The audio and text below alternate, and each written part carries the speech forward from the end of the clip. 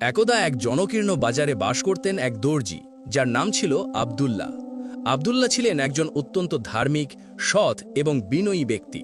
তার দোকানে শুধু পোশাকই সেলাই হতো না, বরং তার মুখে সব সময় লেগে থাকত আল্লাহর জিকির, আর চোখে থাকত এক অদ্ভুত প্রশান্তি। বাজারের সবাই তাকে শান্ত দর্জি নামেই চিনত। তার ধৈর্য ছিল কিংবদন্তি তুল্য। কোনো গ্রাহক যতবারই পোশাক পরিবর্তন করতে বলুক না কেন, আব্দুল্লাহ হাসি মুখে তা করে দিতেন, কখনো বিরক্তি প্রকাশ করতেন না। তার এই গুণ তাকে বাজারের সবার কাছে শ্রদ্ধার পাত্র করে তুলেছিল। তিনি বিশ্বাস করতেন, প্রতিটি কাজই ইবাদত, যদি তা আল্লাহর সন্তুষ্টির জন্য করা হয়।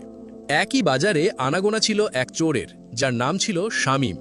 শামীম ছিল মুরগি চুরিতে ওস্তাদ। তার হাত এতটাই দ্রুত চলত যে চোখের পলকে সে খাঁচা থেকে মুরগি গায়েব করে দিত। শামীমের শৈশব কেটেছিল চরম দারিদ্র্য ও অবহেলায়। ছোটবেলা থেকেই সে দেখে এসেছে অভাব আর অনটন। তার বাবা ছিলেন একজন দিনমজুর, যিনি অল্প বয়সেই মারা যান। মা অসুস্থ হয়ে শয্যাশায়ী।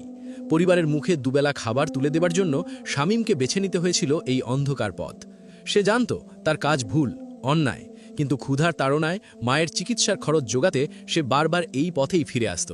তার মনে এক গভীর অপরাধবোধ কাজ করত, কিন্তু বেঁচে থাকার তাগিদ তাকে এই পথ থেকে সরে আসতে দিত না। তার চোখে ছিল এক ধরনের চতুরতা, যা তার ভেতরের কষ্টকে আড়াল করত। একদিন আব্দুল্লাহ তার দোকানের সামনে বসে কোরআন তেলাওয়াত করছিলেন। তার সুমধুর তেলাওয়াত বাজারের কোলাহল ছাপিয়ে এক ভিন্ন পরিবেশ তৈরি করেছিল। হঠাৎ তার কানে এলো এক বিকট শব্দ। একটি মোটাসোটা মুরগি কক করতে করতে তার দোকানের পাশ দিয়ে ছুটে গেল, আর তার পেছনেই ছুটছিল শামীম। শামীমের হাতে ছিল একটি বড় থলে, আর তার চোখে ছিল এক অদ্ভুত চতুরতা এবং ক্ষুধার্ত দৃষ্টি। মুরগিটি আব্দুল্লাহর দোকানের সামনে এসে হোঁচট খেল, আর শামীম সুযোগ বুঝে বিদ্যুৎ গতিতে সেটিকে থলের মধ্যে ঢুকিয়ে নিল। এই পুরো ঘটনাটি ঘটল চোখের পলকে, যেন এক জাদুর মতো। আব্দুল্লাহ সব দেখলেন। তিনি শামীমকে চিনতেন, জানতেন তার এই কুকর্মের কথা। বাজারের অনেকেই শামীমের এই চুরির ব্যাপারে অবগত ছিল, কিন্তু ভয়ে কেউ কিছু বলতো না। আব্দুল্লাহ কিন্তু কোনো কথা বললেন না। তিনি শুধু একটি দীর্ঘশ্বাস ফেলে আবার কোরআন তেলাওয়াতে মন দিলেন। তার চোখে ছিল এক গভীর সহানুভূতি, যেন তিনি শামীমের ভেতরের কষ্টটা দেখতে পাচ্ছিলেন। শামীম যখন মুরগি নিয়ে দ্রুত পায়ে চলে যাচ্ছিল, তখন সে একবার আব্দুল্লাহর দিকে তাকালো। আব্দুল্লাহর চোখে কোনো রাগ বা ঘৃণা ছিল না, ছিল শুধু এক গভীর সহানুভূতি এবং এক ধরনের নীরব প্রার্থনা। শামীমের মনে এক অদ্ভুত অস্বস্তি হলো। সে দ্রুত বাজার ছেড়ে চলে গেল, যেন আব্দুল্লাহর সেই দৃষ্টি তাকে বিদ্ধ করছিল। আব্দুল্লাহর এই নীরবতা দেখে বাজারের একজন দোকানি, যার নাম ছিল রফিক, তিনি আব্দুল্লাহর কাছে এসে অবাক হয়ে বললেন, দর্জি সাহেব, আপনি দেখলেন না শামীম আপনার চোখের সামনে মুরগি চুরি করে নিয়ে গেল? আপনি কিছু বললেন না? আপনার তো উচিত ছিল তাকে ধরে পুলিশের হাতে তুলে দেওয়া। আব্দুল্লাহ মৃদু হেসে বললেন, ভাই রফিক, আমি তো শুধু মুরগি চুরি হতে দেখলাম, কিন্তু আল্লাহ তো সব দেখেন। তিনি জানেন কেন শামীম এই কাজ করছে। তার বিচারই শ্রেষ্ঠ বিচার। আমার কাজ হলো ধৈর্য ধরা এবং আল্লাহর উপর ভরসা রাখা। রসুলুল্লাহ সাল্লাল্লাহু আলাইহি ওয়াসাল্লাম বলেছেন, যে ব্যক্তি দুনিয়াতে কোনো মুমিনের একটি কষ্ট দূর করে দেবে, আল্লাহ তাআলা কিয়ামতের দিন তার একটি বড় কষ্ট দূর করে দেবেন। সহিহ মুসলিম। আমি শামীমের কষ্ট দূর করতে না পারলেও তার প্রতি ঘৃণা না করে তার জন্য দোয়া করতে পারি। এই ঘটনাটি ছিল আব্দুল্লাহ ও শামীমের প্রথম প্রত্যক্ষ সাক্ষাৎ। আব্দুল্লাহর এই নীরবতা এবং সহানুভূতি শামীমের মনে এক নতুন চিন্তার বীজ বুনে দিল, যা সে নিজেও তখন বুঝতে পারেনি। এই নীরবতা ছিল ঈমানের এক নীরব আহ্বান, যা ভবিষ্যতে তাদের দুজনের জীবনকেই বদলে দেবে। শামীমের মনে আব্দুল্লাহর প্রতি এক মিশ্র অনুভূতি জন্মালো, ভয়, শ্রদ্ধা এবং এক অজানা আকর্ষণ। সে বুঝতে পারছিল না কেন এই দর্জি অন্য সবার মতো নয়। শামীম সেদিন মুরগি চুরি করে দ্রুত বাজার থেকে পালিয়েছিল বটে, কিন্তু আব্দুল্লাহর সেই শান্ত, সহানুভূতিশীল দৃষ্টি তার পিছু ছাড়ল না। রাতে যখন সে চুরি করা মুরগি রান্না করে খাচ্ছিল, তখন তার মনে হচ্ছিল যেন আব্দুল্লাহর চোখ জোড়া তাকে দেখছে। তার প্রতিটি গ্রাস যেন অপরাধ বোধে বিষিয়ে উঠছিল। এই প্রথমবার তার চুরির আনন্দ বিষাদে পরিণত হল। সে জানত আব্দুল্লাহ তাকে চোর হিসাবে দেখছেন না, বরং তার চোখে ছিল এক ধরনের দুঃখ, যা শামীমকে আরও বেশি পীড়া দিচ্ছিল। তার মনে প্রশ্ন জাগছিল, কেন এই দর্জি অন্য সবার মতো তাকে ঘৃণা করে না? পরের কয়েকদিন শামীম আর বাজারে গেল না। তার মনে এক অস্থিরতা কাজ করছিল। সে ভাবছিল, কেন আব্দুল্লাহ তাকে কিছু বললেন না, কেন তিনি রাগ করলেন না। তার এই নীরবতা শামীমের মনে এক নতুন প্রশ্ন জাগিয়ে তুলল। তার জীবন কি এভাবেই চলবে? সে কি চিরকাল একজন চোর হয়েই থাকবে? তার মায়ের অসুস্থ মুখটা তার চোখের সামনে ভেসে উঠল। সে কি তার মায়ের জন্য সৎ পথে কিছু করতে পারবে না? একদিন শামীম আর থাকতে না পেরে আব্দুল্লাহর দোকানের সামনে দিয়ে যাচ্ছিল।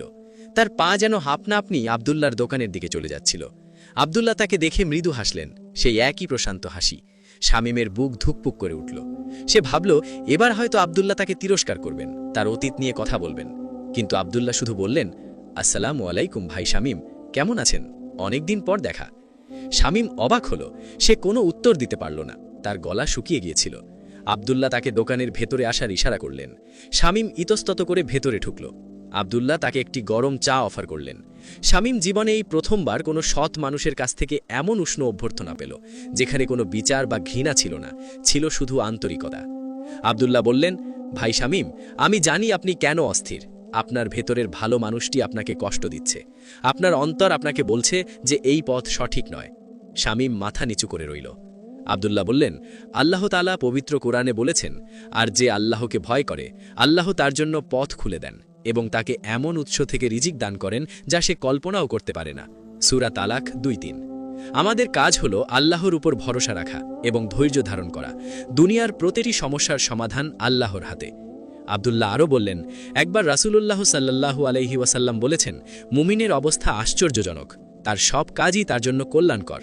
যদি সে সুখে থাকে শুকরিয়া আদায় করে আর তা তার জন্য কল্যাণকর হয়, আর যদি সে কষ্টে থাকে ধৈর্য ধারণ করে আর তা তার জন্য কল্যাণকর হয়। সহিহ মুসলিম। আপনার বর্তমান কষ্ট হয়তো আপনার জন্য এক নতুন পথের সূচনা। শামীম মনোযোগ দিয়ে আব্দুল্লাহর কথা শুনছিল। তার মনে হচ্ছিল যেন এক নতুন দিগন্ত উন্মোচিত হচ্ছে। আব্দুল্লাহর কথায় কোনো তিরস্কার ছিল না, ছিল শুধু ভালোবাসা আর উপদেশ। শামীমের চোখে পানি এসে গেল। সে জীবনে এই প্রথমবার অনুভব করল যে কেউ তাকে সত্যিই ভালোবাসে এবং তার ভালো চায়, তার ভুলগুলোকে ক্ষমা করে তাকে নতুন করে শুরু করার সুযোগ দিতে চায়। আব্দুল্লাহ তাকে একটি ঐতিহাসিক ঘটনা শোনালেন। ইসলামের ইতিহাসে এমন অনেক মানুষ ছিলেন যারা ভুল পথে ছিলেন, কিন্তু পরে তারা হেদায়েত পেয়েছিলেন। যেমন উমর ইবনুল খাত্তাব। ইসলামের পূর্বে তিনি ছিলেন ইসলামের ঘোর শত্রু, কিন্তু আল্লাহর ইচ্ছায় এবং রাসূলুল্লাহ সাল্লাল্লাহু আলাইহি ওয়াসাল্লামের দোয়ায় তিনি ইসলাম গ্রহণ করেন এবং ইসলামের অন্যতম শ্রেষ্ঠ খলিফা হিসাবে পরিচিত হন। তার পরিবর্তন ছিল এক অলৌকিক ঘটনা। তিনি তার ভুল বুঝতে পেরেছিলেন এবং নিজেকে আল্লাহর পথে উৎসর্গ করেছিলেন। আব্দুল্লাহ বললেন, ভাই শামীম, আপনার যদি কোনো সাহায্যের প্রয়োজন হয় আমাকে বলতে দ্বিধা করবেন না। আল্লাহ আমাদের সবাইকে ক্ষমা করার জন্য প্রস্তুত, যদি আমরা তার দিকে ফিরে আসি এবং তওবা করি। তওবা হলো আল্লাহর কাছে ফিরে আসার প্রথম ধাপ। শামীম সেদিন আব্দুল্লাহর দোকান থেকে বেরিয়ে এলো এক নতুন মানুষ হয়ে। তার মনে চুরির প্রতি ঘৃণা জন্মালো। আব্দুল্লাহর ধৈর্য, ঈমান এবং তাকওয়া শামীমের মনে গভীর প্রভাব ফেলেছিল। সে বুঝতে পারছিল যে তার জীবনের মোড় ঘোরানোর সময় এসেছে। তার মনে এক নতুন আশা জন্মালো। সেও হয়তো উমার রাদিয়াল্লাহুর এর মতো পরিবর্তন হতে পারবে। আব্দুল্লাহর কথাগুলো শামীমের মনে এক নতুন আশার আলো জ্বালিয়েছিল। সে সিদ্ধান্ত নিল আর চুরি করবে না। কিন্তু অভ্যাস পরিবর্তন করা সহজ ছিল না। ক্ষুধার তাড়না, সমাজের তিরস্কার এবং অতীতের পাপ তাকে বারবার তাড়া করে ফিরছিল। তার মনে হচ্ছিল যেন সে এক অন্ধকার সুড়ঙ্গে আটকে আছে, যেখানে আলোর কোনো রেখা নেই। তার পুরনো সঙ্গীরা তাকে দেখে হাসাহাসি করত, তাকে দুর্বল বলতো। এইসব চাপ শামীমকে প্রায় ভেঙে দিচ্ছিল। একদিন শামীম বাজারে একটি ছোট কাজ পেল, একজন ব্যবসায়ীর মালপত্র বয়ে নিয়ে যাওয়া। কাজটি ছিল কষ্টকর, রোদে পুড়ে ঘাম ঝরিয়ে সে কাজ করল, কিন্তু সে খুশি ছিল যে সে সৎ পথে উপার্জন করছে। কাজ শেষে যে সামান্য মজুরি পেল তা দিয়ে সে শুধু একবেলার খাবার কিনতে পারল। তার মনে হলো এত কষ্ট করে এত কম উপার্জন। অতীতের চুরির জীবন তার কাছে আরও সহজ মনে হতে লাগল। শয়তান তাকে প্ররোচিত করতে শুরু করল, একবার চুরি করলে তো অনেক বেশি টাকা পেতিস, এত কষ্ট করার কি দরকার। তার মনে হচ্ছিল যেন শয়তান তার কানের কাছে ফিসফিস করে বলছে, তুমি পারবে না, তুমি ব্যর্থ। শামীম প্রায় হতাশ হয়ে পড়েছিল, তার মন খারাপ ছিল। সে আব্দুল্লাহর দোকানে গেল। আব্দুল্লাহ তাকে দেখে বুঝতে পারলেন তার মনের অবস্থা। তিনি শামীমকে বসতে বললেন এবং এক গ্লাস ঠান্ডা পানি দিলেন। আব্দুল্লাহর শান্ত মুখ দেখে শামীমের মনে কিছুটা শান্তি ফিরে এলো। আব্দুল্লাহ বললেন, ভাই শামীম, শয়তান মানুষকে সবসময় কুমন্ত্রণা দেয়। সে চায় মানুষ হতাশ হয়ে আল্লাহর পথ থেকে বিচ্যুত হোক। কিন্তু আল্লাহ তাআলা বলেছেন, নিশ্চয়ই কষ্টের পর স্বস্তি আছে, নিশ্চয়ই কষ্টের পর স্বস্তি আছে। সূরা ইনশিরা 5:6। আমাদের শুধু ধৈর্য ধরে চেষ্টা চালিয়ে যেতে হবে। প্রতিটি কষ্টের পরেই আল্লাহ সহজ করে দেন। তিনি আরও বললেন, ইসলামের ইতিহাসে এমন অনেক ঘটনা আছে যেখানে মানুষ চরম দারিদ্র্য ও কষ্টের মধ্যেও ঈমান ও তাকওয়া আঁকড়ে ধরেছিল। যেমন সাহাবী আবু হুরায়রা রাদিয়াল্লাহু।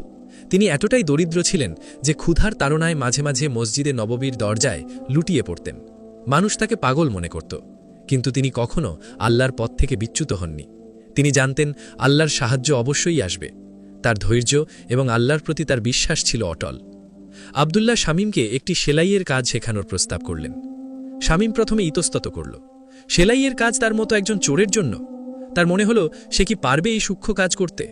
কিন্তু আব্দুল্লাহর আন্তরিকতা দেখে সে রাজি হল। আব্দুল্লাহ তাকে ধৈর্য ধরে সেলাইয়ের কাজ শেখাতে লাগলেন। শামীমের হাত প্রথমে কাঁপত, সুই বারবার আঙুলে বিঁধত। সেলাই করতে গিয়ে সে প্রায়ই ভুল করত, কাপড় নষ্ট করত। কিন্তু আব্দুল্লাহ তাকে কখনো বকাঝকা করেননি, বরং হাসি মুখে তাকে উৎসাহিত করতেন। তিনি বলতেন, প্রথমবার সবাই ভুল করে শামীম, চেষ্টা চালিয়ে যাও, তুমি পারবে। শামীম যখন সেলাই শিখছিল তখন সে আব্দুল্লাহর দোকানে আসা বিভিন্ন মানুষের গল্প শুনত। আব্দুল্লাহ তাদের সাথে ইসলামিক জ্ঞান ও উপদেশ শেয়ার করতেন। শামীমের মনে হচ্ছিল যেন সে এক নতুন পরিবার খুঁজে পেয়েছে। সে বুঝতে পারছিল আব্দুল্লাহ শুধু তাকে সেলাই শেখাচ্ছেন না, বরং তাকে জীবনের সঠিক পথ দেখাচ্ছেন, তাকে একজন ভালো মানুষ হিসেবে গড়ে তুলছেন। একদিন আব্দুল্লাহ শামীমকে একটি মজার ঘটনা শোনালেন। একবার এক ব্যক্তি রাসূলুল্লাহ সাল্লাল্লাহু আলাইহি ওয়াসাল্লামের কাছে এসে বলল, ইয়া রাসূলুল্লাহ, আমাকে এমন একটি উপদেশ দিন যা আমার জন্য যথেষ্ট হবে।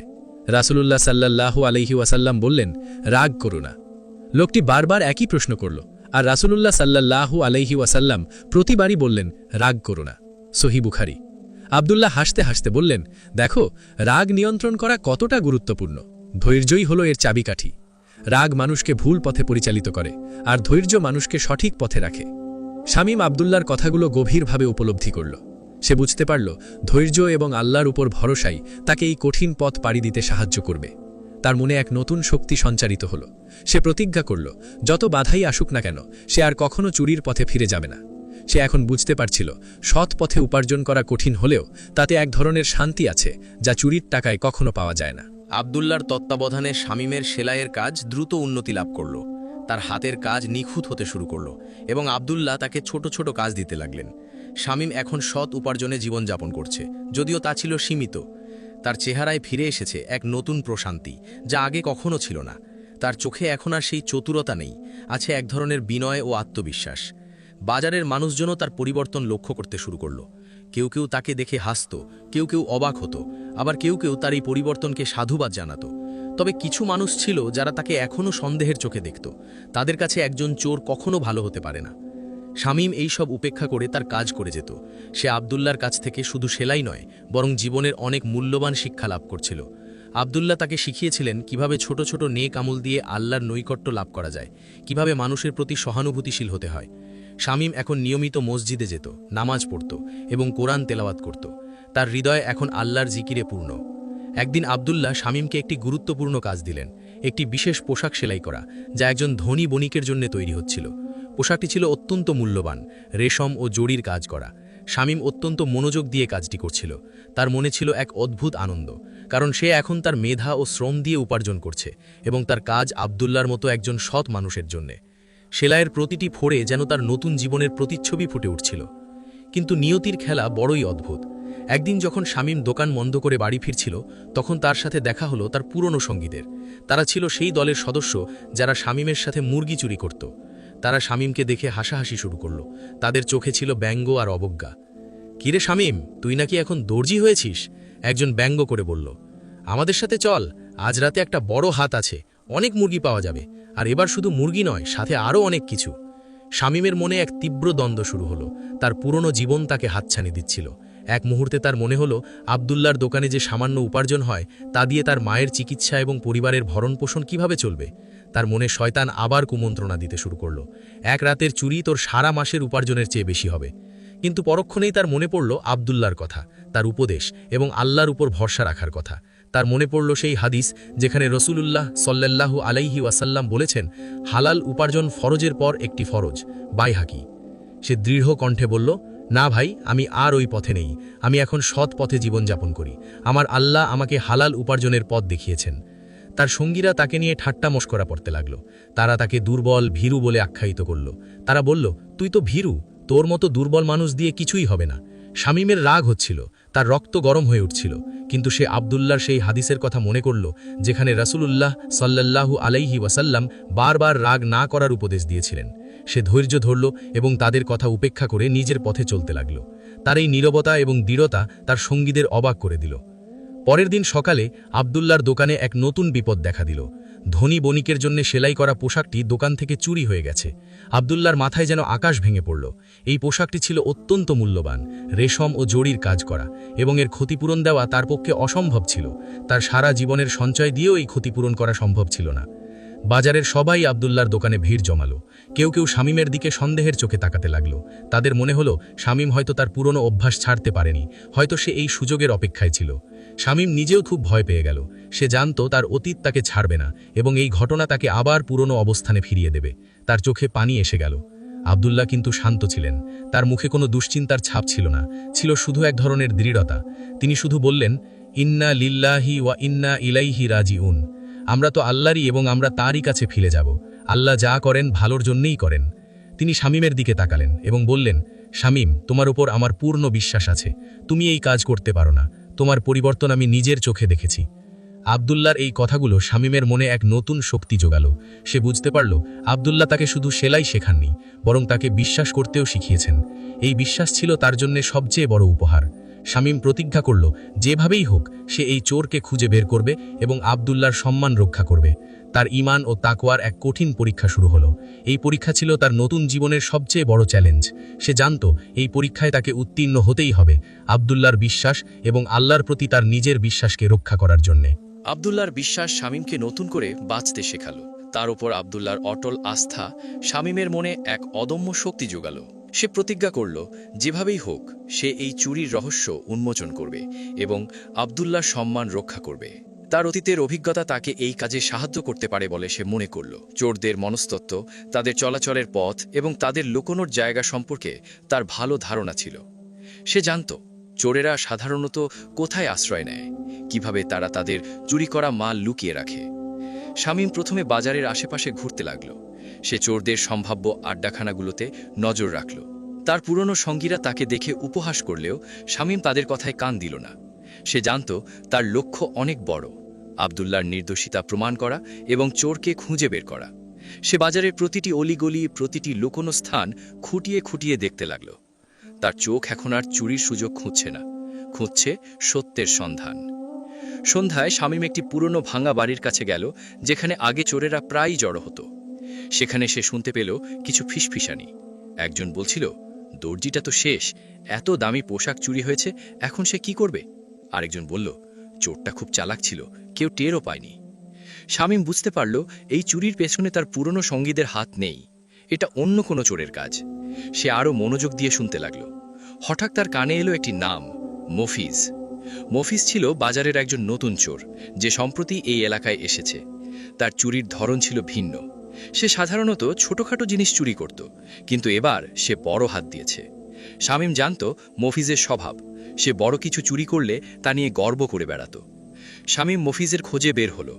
সে জানত মফিজ সাধারণত বাজারের শেষ প্রান্তে একটি নির্জন চায়ের দোকানে আড্ডা দেয়। সেখানে গিয়ে সে দেখল মফিজ বসে চা খাচ্ছে, আর তার পাশে একটি বড় থলে রাখা আছে। থলেটি দেখে শামীমের সন্দেহ আরও ঘনীভূত হল। থলের আকার এবং মফিজের চতুর হাসি দেখে তার মনে হলো এটাই সেই পোশাক। শামীম কৌশলে মফিজের কাছে গেল এবং তার সাথে কথা বলতে শুরু করল। সে মফিজকে তার পুরনো দিনের চুরির গল্প শোনাল, কিভাবে সে মুরগি চুরি করত, কিভাবে পুলিশের চোখ ফাঁকি দিত। শামীমের গল্প শুনে মফিজ তাকে নিজের লোক মনে করে। এক পর্যায়ে শামীম মফিজকে বলল, শুনেছি বাজারে নাকি এক দর্জির দোকান থেকে খুব দামি পোশাক চুরি হয়েছে, কে করেছে রে ভাই? এমন সাহসকার হলো? মফিজ প্রথমে ইতস্তত করল, কিন্তু শামীমের কথায় সে নিজেকে ধরে রাখতে পারল না। সে গর্ব করে বলল, আমি করেছি, দর্জিটা তো বোকা, এত দামি পোশাক এভাবে ফেলে রাখে, আমি তো ভেবেছিলাম কেউ ধরতেই পারবে না। শামীম কৌশলে মফিজের কাছ থেকে পোশাকটি কোথায় লুকিয়ে রেখেছে তা জেনে নিল। মফিজ পোশাকটি একটি পুরনো কুয়োর ভেতরে লুকিয়ে রেখেছিল, যেখানে কেউ সাধারণত যায় না। শামীম মফিজকে আরও কিছু গল্পে ব্যস্ত রেখে দ্রুত আব্দুল্লাহর দোকানে ফিরে এলো। আব্দুল্লাহ তখনও চিন্তিত মুখে বসেছিলেন, কিন্তু তার মুখে ছিল আল্লাহর প্রতি ভরসার ছাপ। শামীম তাকে সব খুলে বলল। আব্দুল্লাহ প্রথমে বিশ্বাস করতে পারলেন না। তিনি বললেন, শামীম, তুমি নিশ্চিত? তুমি কিভাবে জানলে? শামীম বলল, হ্যাঁ দর্জি সাহেব, আমি নিশ্চিত। আমার অতীতের অভিজ্ঞতা আমাকে এই কাজে সাহায্য করেছে। চলুন, আমি আপনাকে দেখিয়ে দিচ্ছি। আব্দুল্লাহ এবং শামীম দ্রুত সেই কুয়োর কাছে গেলেন। কুয়োর ভেতরে সত্যিই পোশাকটি পাওয়া গেল। বাজারের সবাই অবাক হল। তারা শামীমকে নিয়ে যে সন্দেহ করেছিল তার জন্য লজ্জিত হল। মফিজকে হাতে নাতে ধরা হলো এবং সে তার অপরাধ স্বীকার করল। আবদুল্লাহ শামীমকে জড়িয়ে ধরলেন। তার চোখে ছিল আনন্দাশ্রু। তিনি বললেন, আল্লাহু আকবার, আল্লাহ তোমার ঈমান ও ধৈর্যের প্রতিদান দিয়েছেন শামীম। তোমার এই পরিবর্তন শুধু তোমার নিজের জন্য নয়, বরং আমাদের সবার জন্য এক শিক্ষা। এই ঘটনা বাজারের সবার কাছে এক নতুন বার্তা দিল। তারা বুঝতে পারল, একজন মানুষ যদি সত্যিই পরিবর্তন হতে চায় তাহলে আল্লাহ তাকে সাহায্য করেন। শামীমের এই পরিবর্তন ছিল তাকওয়া ও ঈমানের এক উজ্জ্বল দৃষ্টান্ত।